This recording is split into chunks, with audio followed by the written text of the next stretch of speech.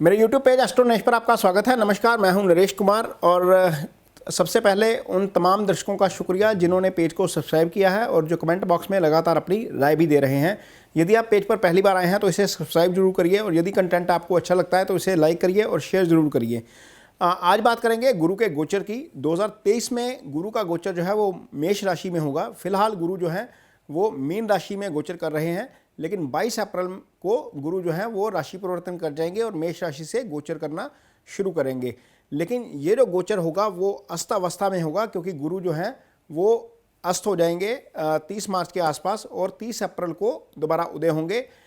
30 अप्रैल को उदय होने के बाद गुरु जो है वो 4 सितंबर को वक्री हो जाएंगे और 31 दिसंबर को पुनः मार्गी होंगे। अब गुरु जो है वो कुंडली में जो है वो 12 में से 9 घरों को डोमिनेट करते हैं, यानी कि 9 घरों के ऊपर गुरु का प्रभाव पड़ता है। सबसे पहले गुरु दूसरे, 5वें, 9वें और 11वें घर जो हैं कुंडली के, उसके कारक ग्रह हैं।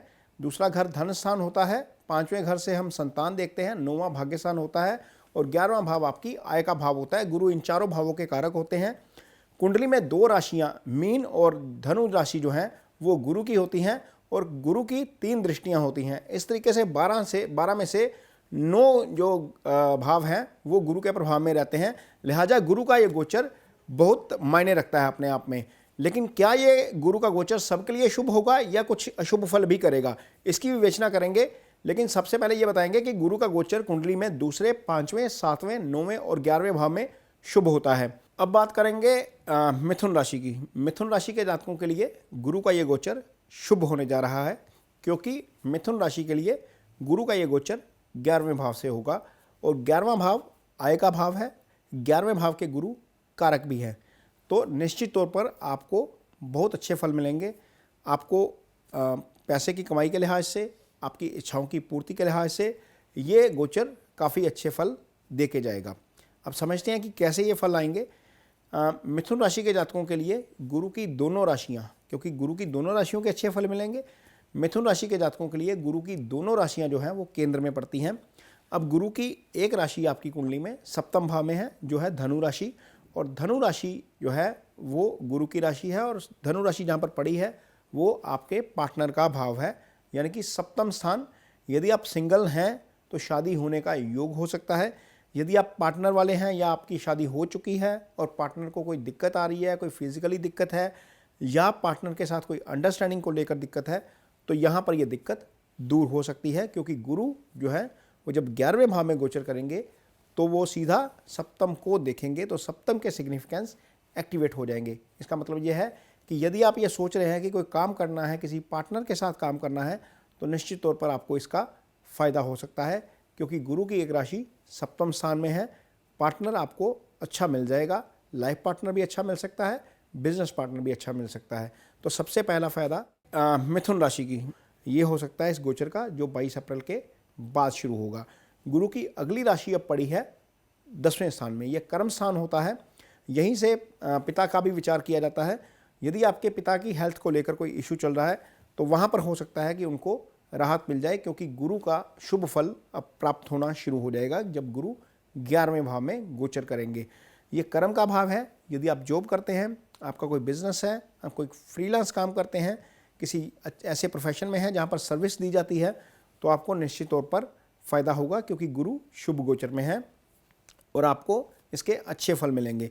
जब प्रोफेशन अच्छा होगा तो निश्चित तौर पर आय भी अच्छी हो जाएगी, क्योंकि गुरु आय भाव से स्वयं गोचर कर रहे हैं। और गुरु की जो दृष्टि पड़ रही है, पहली वाली दृष्टि, वो पड़ रही है तीसरे भाव के ऊपर। तीसरा भाव क्या है? आपकी करेज का भाव है, आपके हौसले का भाव है, आपके छोटे भाई का भाव है।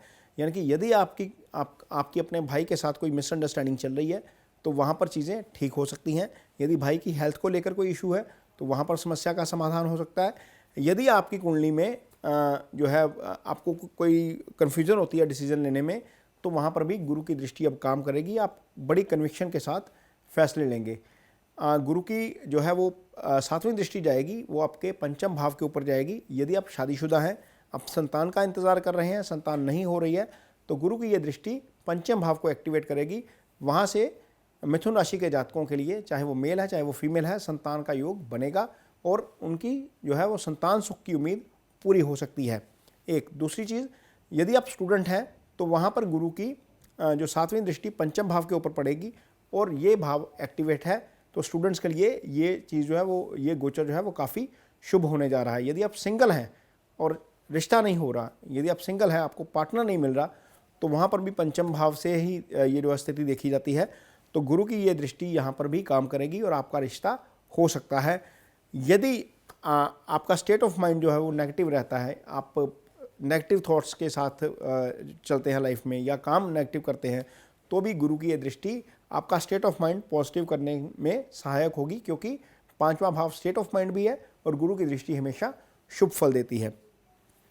गुरु की एक दृष्टि जब 11वें भाव में बैठेंगे तो गुरु की एक दृष्टि पड़ेगी 7म भाव के ऊपर। 7म भाव जो है यहाँ पर गुरु की अपनी राशि भी है। इसके सिग्निफिकेंस हमने पहले भी बताए हैं कि मैरिज जो है वो हो सकती है, पार्टनर अच्छा मिल सकता है।